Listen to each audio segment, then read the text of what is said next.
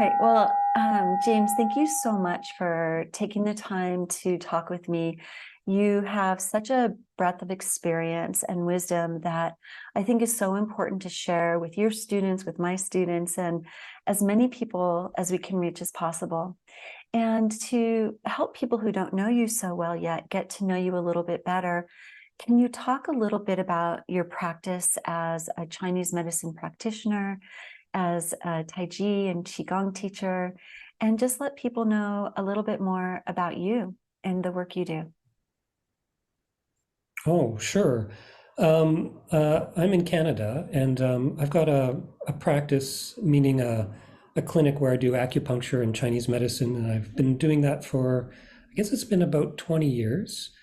And also, sort of in that same time period, I've been offering classes with Qigong and Tai Chi. Those are the main things that I've been teaching. There's also some Chinese martial arts, Xingyi and Bagua, as well. And so it's this interesting thing where working in the clinic is very much treatment focused, assessing people, finding out what their complaints are, trying to help them get better with specific health concerns by doing things to them, like doing acupuncture, suggesting herbal formulas, doing the assessments. And then on the flip side, there's the classes, which is people doing things for themselves.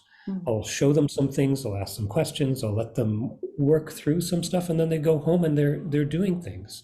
And so it's a very interesting extension of there are two halves to one thing, really, in terms of helping people address health concerns, trying to help them grow in general.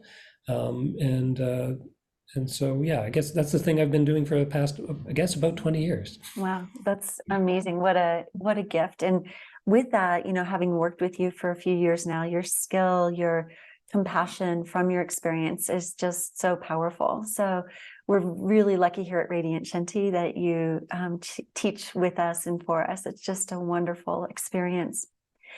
With the clinic, with the teaching of your students, what do you find? We're really focusing on the emotions, kind of resetting the self, transforming the self, if you will. What have you noticed within the clinic and within the students are some of the more kind of pressing or frequent emotional issues that they grapple with? Probably the biggest one is anxiety in all of its various forms. It shows up a lot of different ways. And of course, for each person, it is different. What they experience, how they interpret it, the causes of it, of course, varies quite a bit. I mean, often well, here's an example. I've seen this a couple of times. This is mainly in the clinic, because in the clinic, there's a chance to talk more in depth with people one-on-one. In a class setting, unless it's a private class, it's much harder to do that.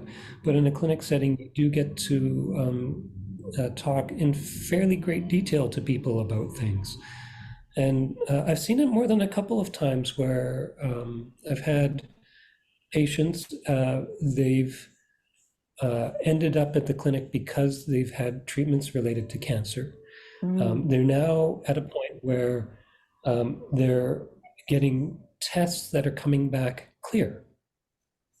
And so they're getting all these tests that have a positive news, not positive as in positive finding something, but negative as in not finding anything, a good thing.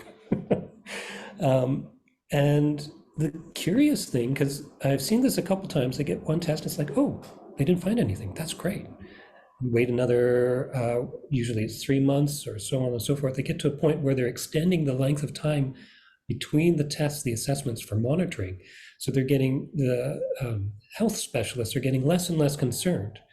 But all through this time, the tests, even when the results are good news, the anxiety doesn't go away. Anxiety stays, it sometimes even gets higher. It was very curious. So I see that sort of thing. That's an example of some of the things that I see.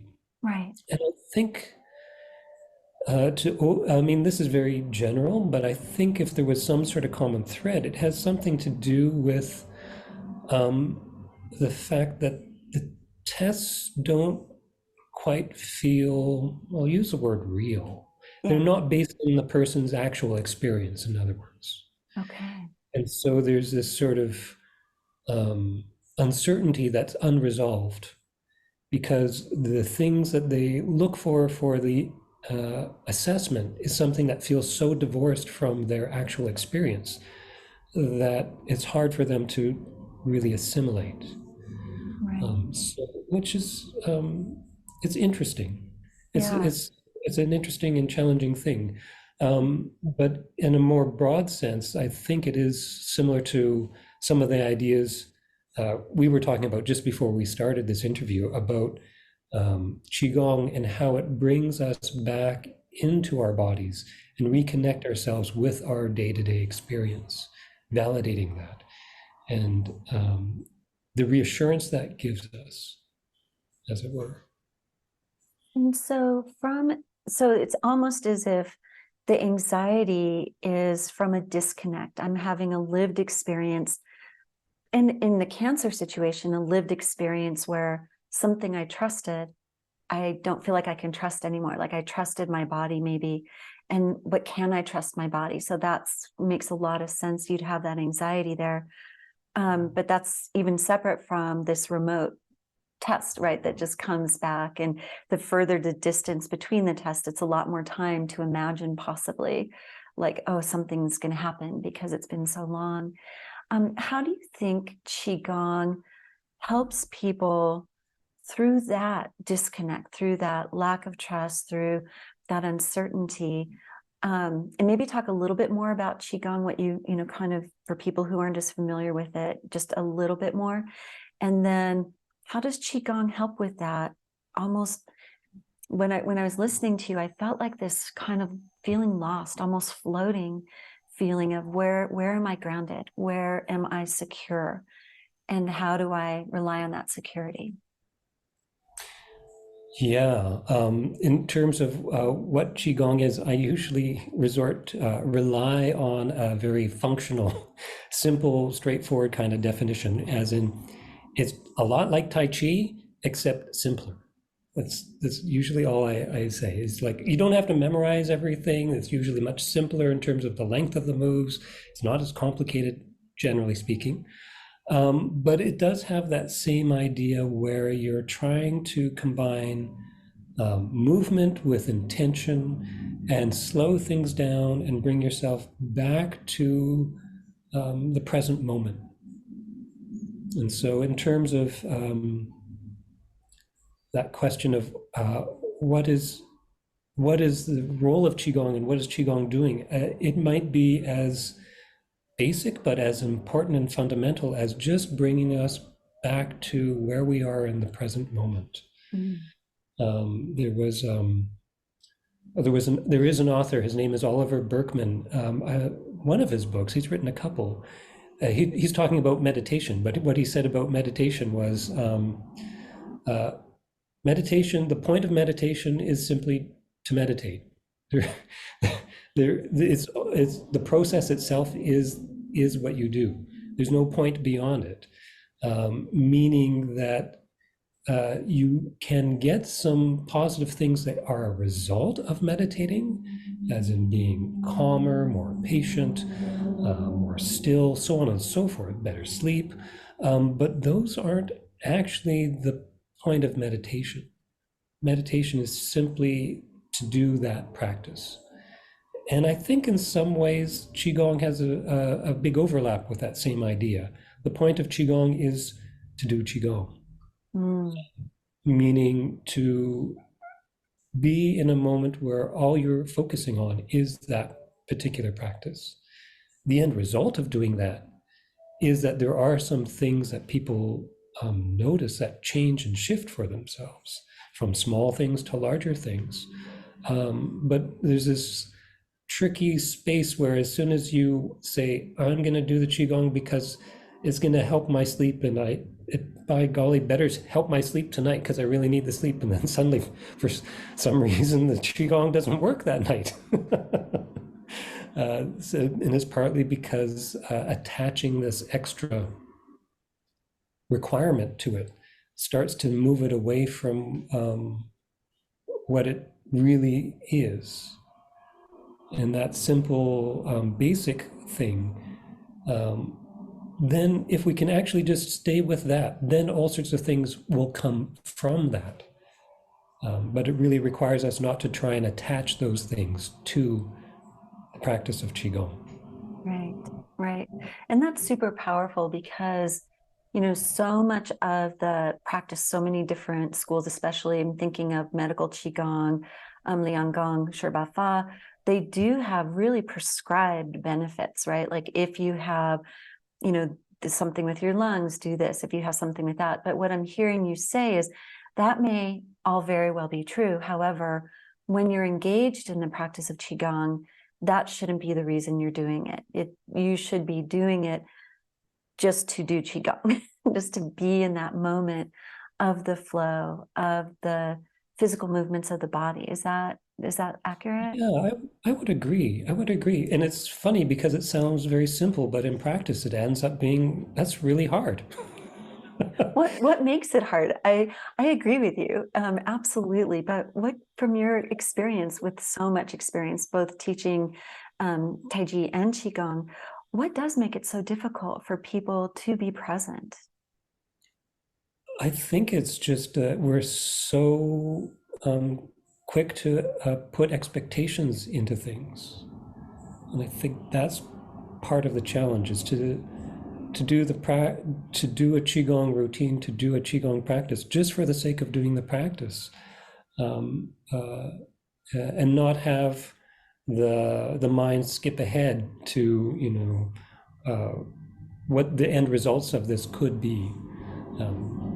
And so yeah, that is actually quite a tricky thing. Our minds are always very quick to go ahead in time or back in time, and trying to keep it present in the current now is hard to do. But that's why there's traditions like Qigong, like meditation, like yoga, because if left to our own devices, we're not that good at doing it, especially nowadays. Maybe at earlier times, without all the distractions that we have, maybe it was easier. I don't know. But certainly, and it might not have been. I can imagine there were different things, different thoughts, different worries and things that came in, which is why, I mean, these are millennia old practices, and some of the forms are hundreds of years old themselves. And what something really important that I think I heard you say is, it is a skill, right? It is something to be, when we just let our mind go, that is not necessarily a good thing, right? Let our mind be pulled to the past or present. That's what you were saying. Like, that's just where our mind wanders. Mm-hmm. And it is a skill to bring it to the here and now. And maybe talk a little bit about that concept of skill with keeping the mind focused. Yeah, I did a workshop a little while ago called The 5 Principles of Internal Martial Arts. I won't bore you with all 5, but it started with two. The first one was intention. Intention was one of the idea around the workshop was, if you're going to study and participate in something like Tai Chi or Qigong, there's some built-in assumptions that are sort of culturally there. They just assume you know. And if you're not aware of it, it actually makes it a bit of a barrier to figuring out what you're supposed to be doing when you're learning these things. And the starting point was intention, as in what is Chinese medicine or Chinese practices talk a lot about intention, even Chinese medicine.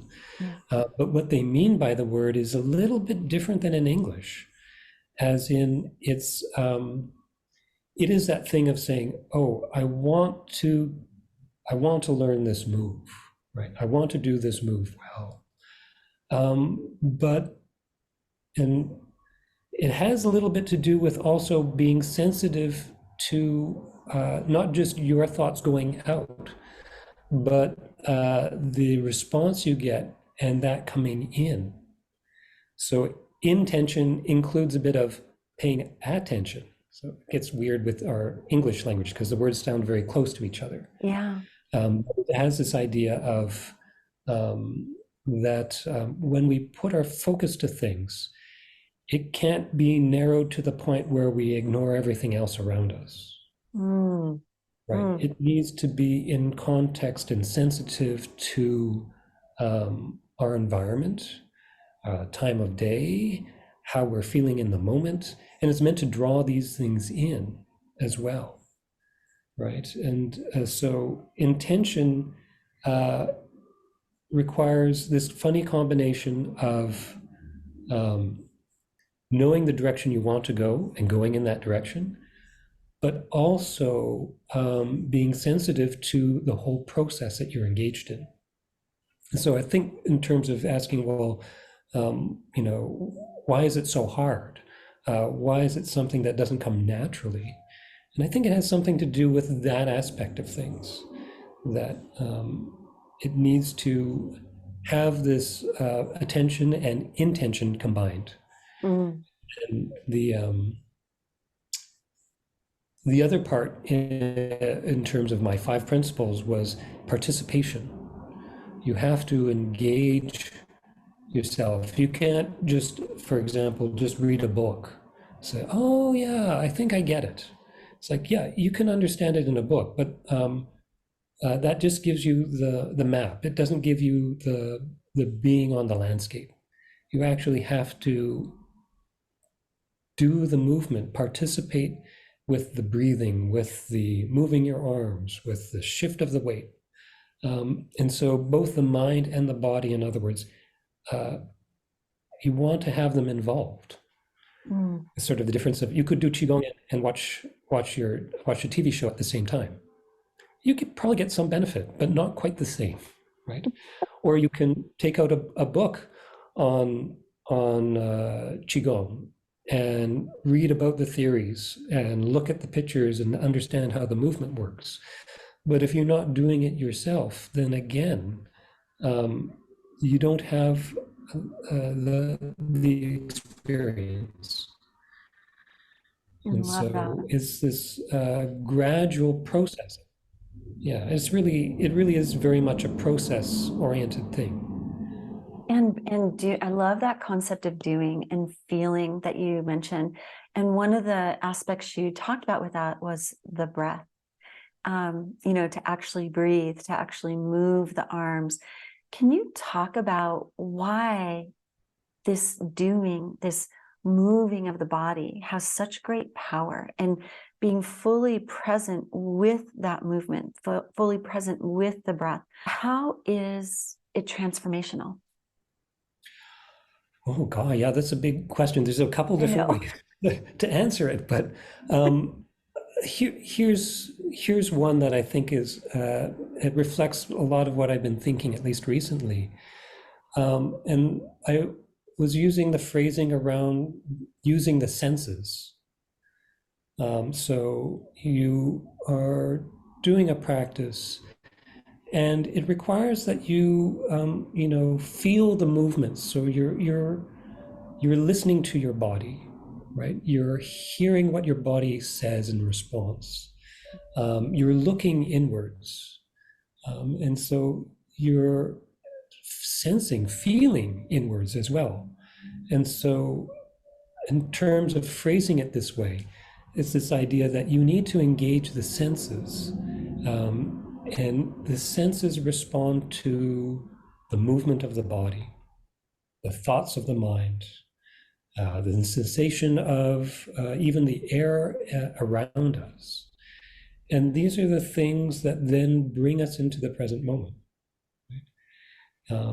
And so the interesting thing is that the being in the present moment, what that means is that it sort of sets a stage. Mm. It sets a stage without distractions.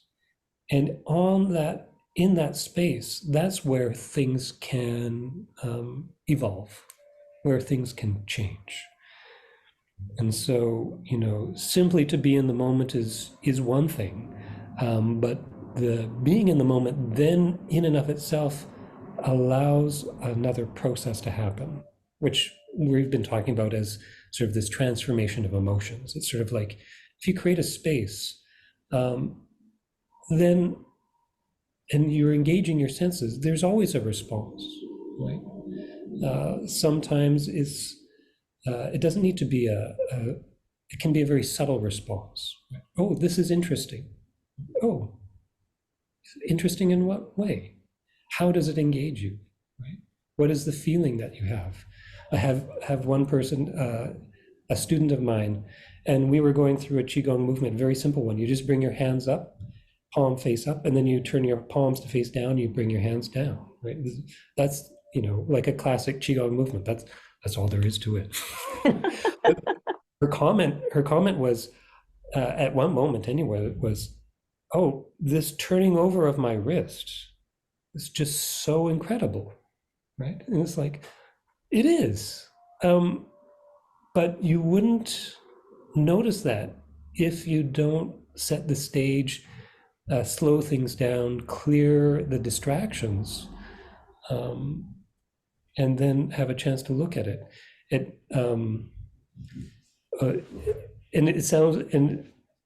it sounds too simple, but it's actually far more complicated than you could think.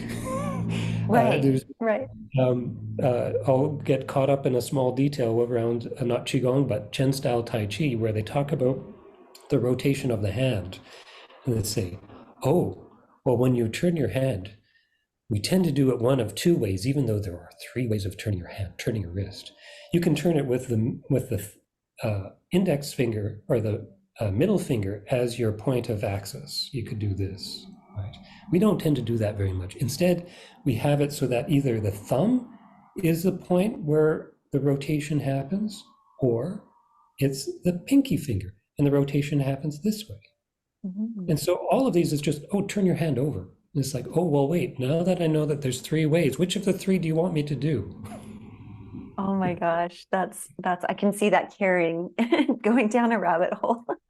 Yes, yeah. Yeah, but it's like any new skill. When you learn something, you think about it a lot. I'm thinking of a golf swing or piano, you over and over until you practice every little part, then it becomes fluid. But what's beautiful, like you said, Qigong is simple, right? That you can or cannot think about some of these details. And one of the things you often talk about when you teach is the quality of a movement.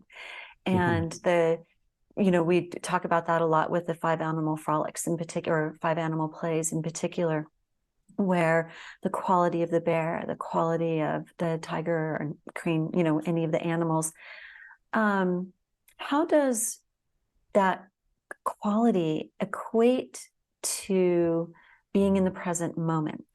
Because I can see for some people it might, they might kind of pull up, oh, think of a bear, and then, oh yeah, I remember this picture of a bear. It's like, but how can quality of movement, as opposed to the preciseness of movement, help people be engaged in the moment?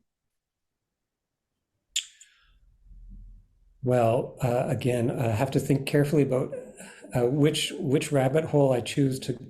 Yeah. The simplest one. Let's go with the simplest one. Well, okay. I'll answer the question this way, because there is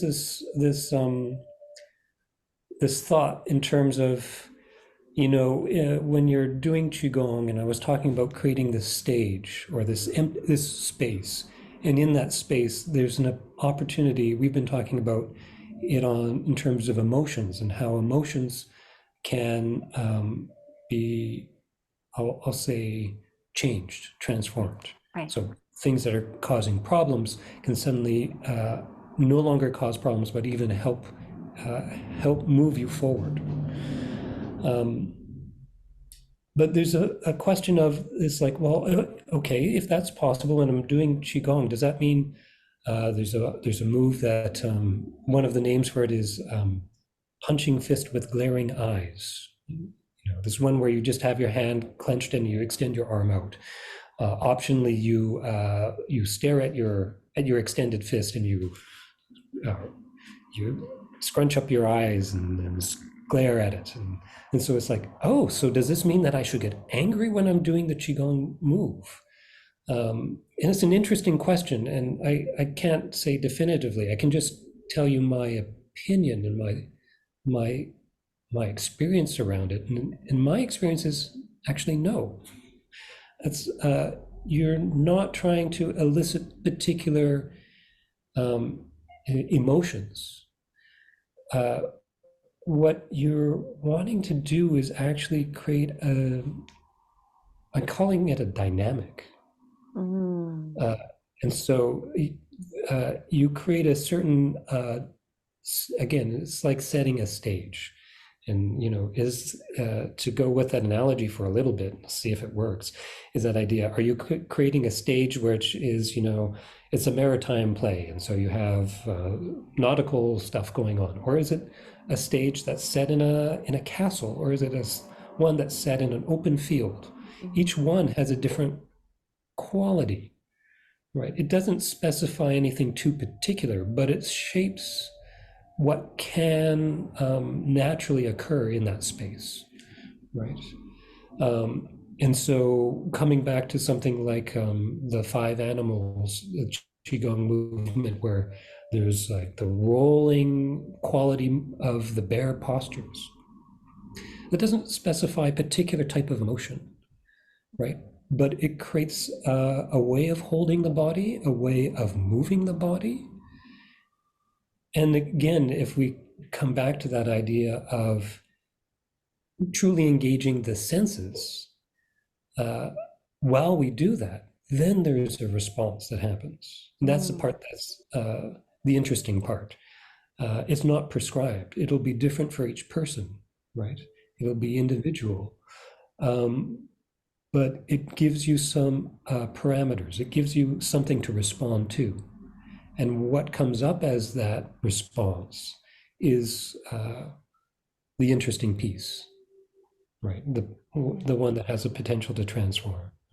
I love that. Oh my gosh, what I love most about it is really this sense of the individual, that you have these, you know, ancient practices, these movements, and each person will take from them and feel from them uniquely and differently for their own experience. And I think that's what we miss so often, what I really have missed in other experiences. You know, if you ride your bike, you're going to have this level of cardio benefit. You know, if you reach this heart rate zone, or if you run this many miles, you'll have this, level of, protection for your bone density. I mean, I just think there's a lot of very prescribed, this is the outcome that you will have. And what I'm hearing here is that we haven't even talked about the physical outcomes. That could be a whole other conversation, but the emotional outcome is going to be so unique for each person. And that, I think, honors this concept of transformation, because no two people come to a Qigong practice feeling the same way, with the same history, with the same personality, like anything about it. And it makes so much sense that each person can take from it what they need in that moment and what they're ready for in that moment. Can you maybe unpack that a little bit, from your experience, about the unique opportunities that come from doing Qigong and the unique transformations that can happen for people? And I was going to add, even within the same person, from one practice to the other, Yes, things vary totally. as well.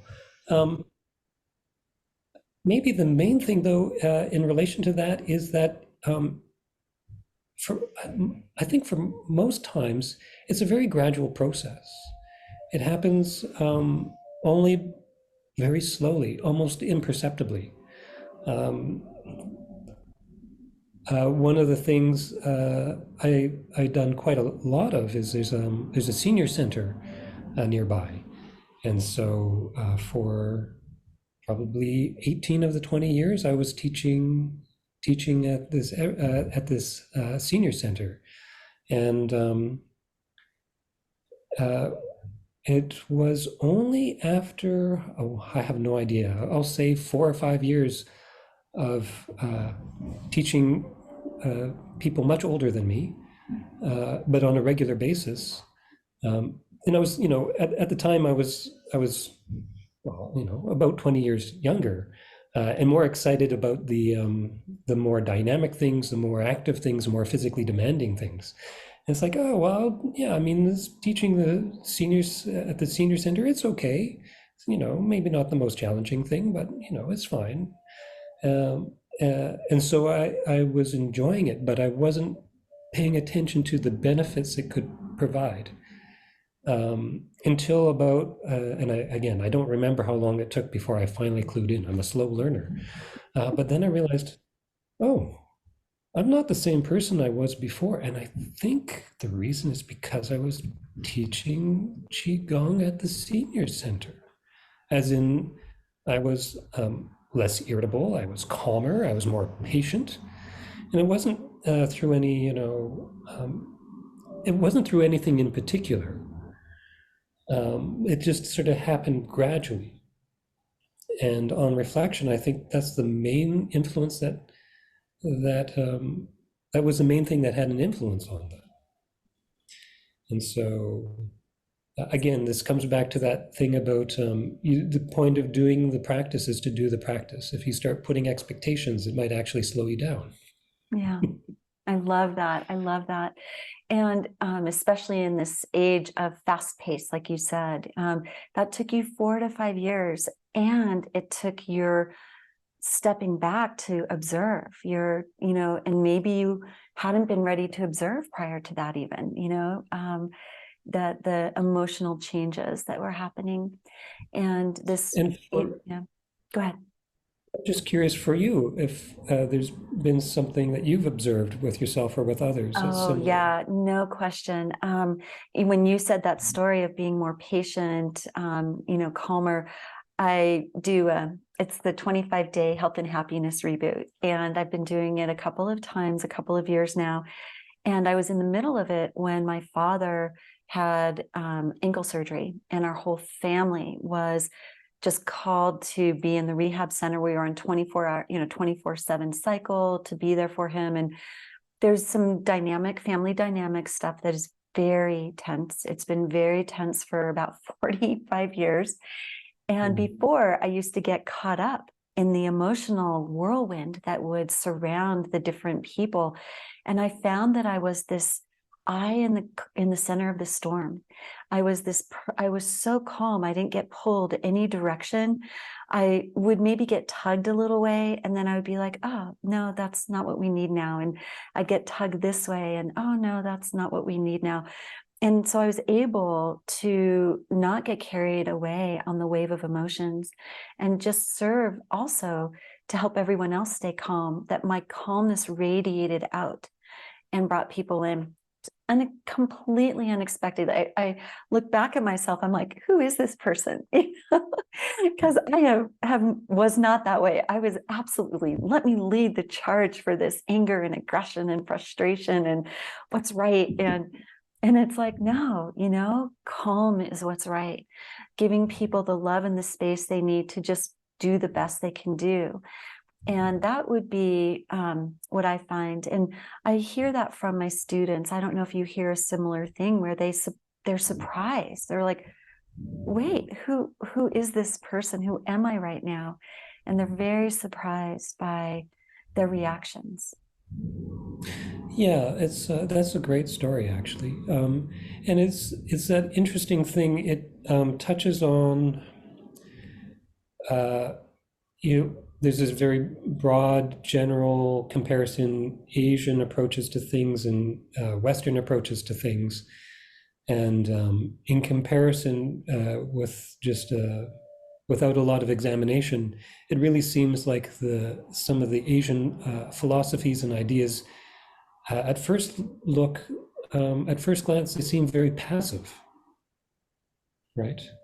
And so it's always this question that comes up when people are looking at some of the ideas and philosophies, is like, well, how do you, when we're so used to the idea of taking the bull by the horn and taking the reins and charging ahead, how does anything get done? If you're looking at some of the things like the traditions around Taoism or Buddhism. Mhm. And there's this interesting idea about, it's not that you don't take action, but it's that you take action from a place that is still. And that Yes, from a still point, then there creates again this idea of a space around which things can circulate, right? And so absolutely. Yeah. it's a very different kind of approach. And when you're immersed in a culture that is all about action, taking action, doing things, getting your head around this other approach, it can be hard for the brain to. It's interesting because it's hard for the brain to cling on to. There's very little for the brain to cling on to, but the body seems to have a better time with it. Yeah, I agree. Well, but it's funny you say that, because in another way, since really diving into Chinese medicine and Qigong, it's you're doing more often in that form of health and wellness. You're breathing more, you're moving more, you're calming more. Like, so I argue, almost not argue, but I present the idea that we actually do more in this health model. We're more conscious of the food we eat, we cook more, so I feel like, in the Western model, you exercise your hour a day, you've moved, you're done.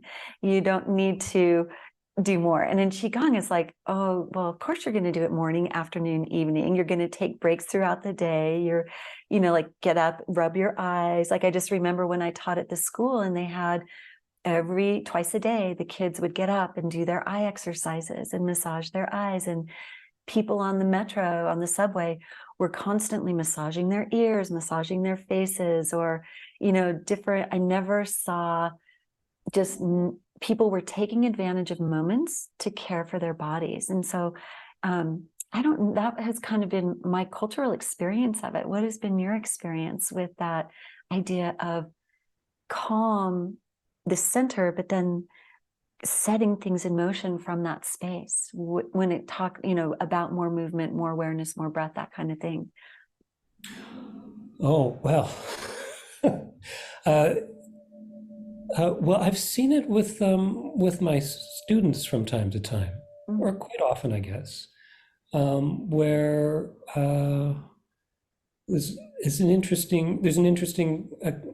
It comes up in different ways for different people, of course, but there's that idea of, I'll call it the discipline that's required for, if it's a qigong movement or if it's a tai chi practice, of trying to um, put your intent into this one single thing. Mm. And they find it in that moment, but then from that moment it spills over to other things, right? So it doesn't have in North America, it doesn't seem to have the same cultural support, Yeah. right? The messaging is everything's more fragmented. Yeah. But I think people's natural inclination still is to try and keep it alive, keep it always touching back to these things. Oh, I love So, that. Oh, I love that. I want to just kind of look at honor our time, and I want to kind of bring this full circle back to your story at the beginning of the anxiety, and just really thinking about recommendations you would give to that person if they have a qigong practice. So I know it's one thing. Again, I'm a huge advocate of acupuncture. I think it is a jumpstart. We often have times when our bodies and our emotions need more than Qigong and diet and other lifestyle choices can provide.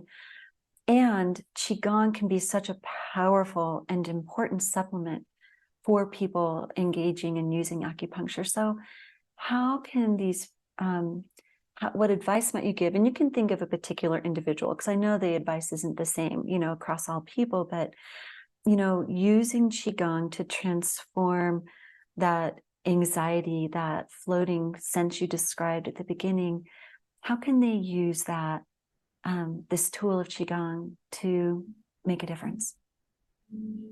Yeah, my thoughts around that. It does have a lot to do with what we mentioned before, which was the reconnecting back to our own senses, our own responses to things. And it actually has something to do with changing the perspective to see where to find reassurance. So I'll give you, it's a good example of where to find how you can lose reassurance or look for it in the wrong places. And it's more a story. It's someone I know. I didn't know him from the clinic or anything like that. It's just someone I knew. I didn't know him that well, but I knew he had a very young a daughter. And so I asked him at one point, "Oh, how's your daughter doing?" She was at the time she was maybe right around 1 year old, so very young. And he said, "Oh, it's not good. It's not good at all." And I said, "Oh, well, what's going on?" And she'd been having seizures. And he said, "Oh, not just small little seizures, but quite significant ones, very concerning." And they, at the point when I asked him this, he had gone to the specialist, done some of the initial testing. They got to the point where they knew that it was, in terms of where it was located in the brain, it was a generalized seizure. So there's seizures that happen in specific parts of the brain and seizures that happen more broadly. And so it was only at the point where they had told him, "Well, it's a generalized seizure." It's like, okay, so what does a parent do? Of course, spend all night on the internet researching generalized seizures. And so I talked to him pretty much after he had done that all night. And he said, I figured out, and of course, I'm not going to remember the details, but it's like there's 6 types of different types of generalized seizures. There's this kind, and the child just grows out of it. There's this one which is much more serious, and they'll look at this kind of treatment or this kind of medication, and there's this one, and there's this one, and he'd gone through all the different possible scenarios of what this could be. Of course, it's important for him to know. You can't say, "Oh, don't worry about that stuff." This is highly important information, as in, if he does more testing for his daughter and finds out that it's this, he'll know what to expect then, right?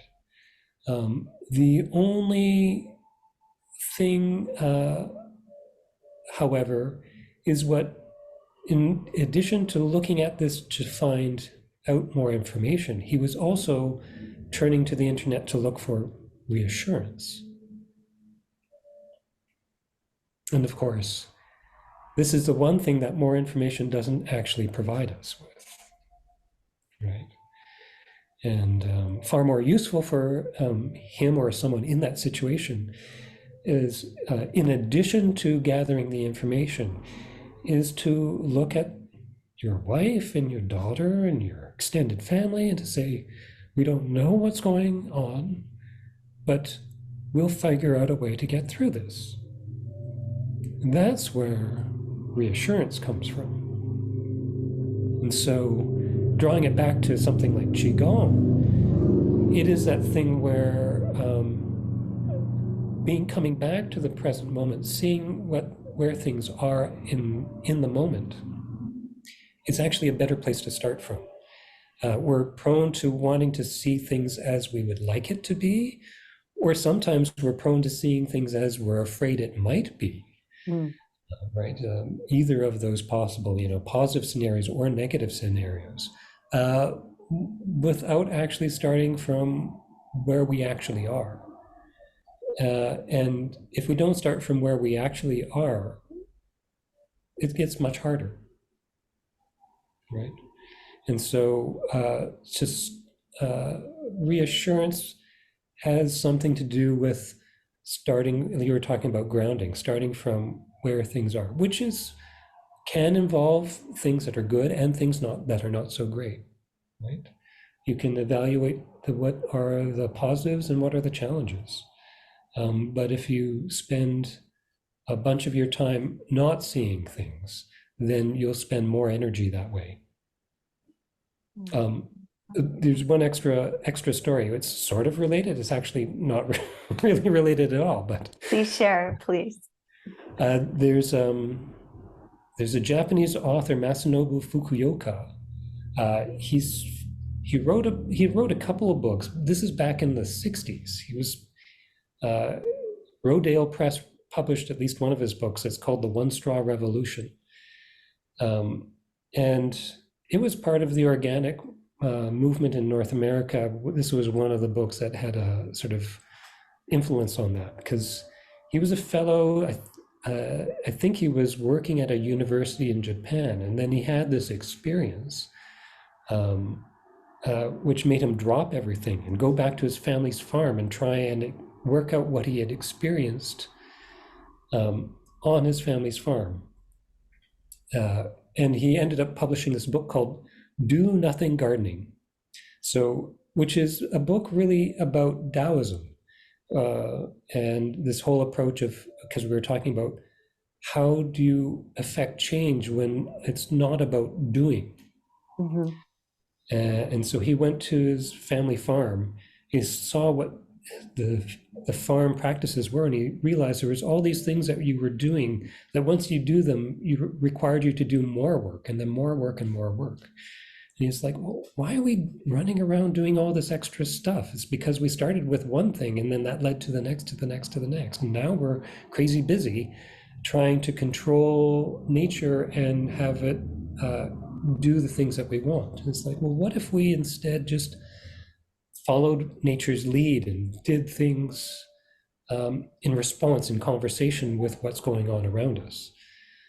His first attempt didn't work very well, and all the citrus trees died, but they figured it out eventually. I Oh, won't ruin the rest of the book, but I'll anyhow, make sure to get the books from you so we can also link to them. They sure. sound fascinating, but There was an interview he had, I read, again, goes back quite a ways, but he'd become quite well known, and he'd get these people coming who'd read his book, coming to his farm, wanting to intern with him and practice do nothing gardening. And in the interview, he was sort of lamenting the fact that people misunderstood. yeah. People come here and they think they don't have to do anything. It's like, which, how can you blame them with a title like Do Nothing Gardening? Right. But he said, do nothing gardening is actually a lot of work, but it's a different kind of work. Yeah. It requires you to pay attention to things and stay connected to things. And so then when you do actually take action, it's the thing that's going to achieve what you want with the least amount of fuss. Right? So it's that idea again of there's a type of stillness that's required. There's this type of intent and attention that you need to pay. But in bringing things back to the moment, in clearing out the distraction, setting a stage, an environment that says, want to work with things, not try and suppress things or control things, but engage with things. Then there's a potential for things to change in a very natural way, I guess. I was thinking evolutionary way, but that has too much baggage. We'll just say, Yeah. in a way that progresses and unfolds on its own accord. I love that. And I love the using the analogy of the body and the emotions as a garden as well. Just one of my favorite things about Qigong is connection to nature, drawing analogy, metaphor, physically, actually being in nature and drawing upon this resource that we don't have to be alone. And I think nature really does make it easier to come into the moment when we spend time observing, feeling, sensing, because I think it is so sensory, right? Like when you feel the grass, you have a very powerful sensation if you happen to feel, or the ground or the air blowing on you. It's just an opportunity. Well, I think that's a great place to end with that story. This idea that the message you're saying is transformation comes from a stillness, from a place of being present and not pushing it, not striving for it necessarily, that just being this observer, this doer of actions, this mover of your body, this mover of your emotions, right? They'll go and you'll just come back, right? This kind of guide of your emotions, that's where transformation comes from. If I'm capturing that right, does that sound about right? Yeah, that's where my thinking is at right now. I mean, this is again, it's always evolving, and it's always shifting and changing. Yeah, But I think it's definitely the right place. Uh, there's a lot to explore in those ideas, right? And as you've been exploring, as you've been finding out, yeah. So again, it's that process oriented thing where it's like, well, we're not exactly sure where we're going, but we know that if we engage with it the right way, we certainly will grow and develop as people. perfect. I love it. Well, James, on those thoughts, I cannot thank you enough for sharing your Well, thank thoughts and you. having this great conversation with me. Just really such an opportunity for people to rethink about where they're at and how they view their Qigong practice. So thank you so much. No, thank you. It's been great to talk to you in depth at this. We rarely get a chance to do this, so I it's know, nice I to have this know. moment. We'll have to do it again.